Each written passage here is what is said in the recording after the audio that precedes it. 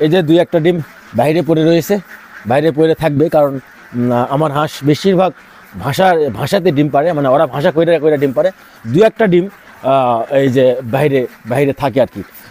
আর পায়ের তলে পড়ে না, পায়ের তলে পড়লে তার অবস্থা খারাপ হতো। তো যাক, আসবে এটা দেখাও, মাশাল্লাহ। এই যে এই ভাষাটা ডিম পাড়ছে, দেখেন কয়টা, আলহামদুলিল্লাহ। ও হো। তো এই হলো আমার হাঁসের ডিম, আর এই হলো বর্তমানে অবস্থা। আলহামদুলিল্লাহ, আমার 100 হাঁস থেকে আমি মোটামুটি খুবই ভালো ডিম পাই। যারা করতে চায় তারা করতে পারেন, কিন্তু ভাই পরিশ্রম প্রচুর করতে হবে। আপনি পরিশ্রম করলে আপনি সফলতা অবশ্যই পাবেন।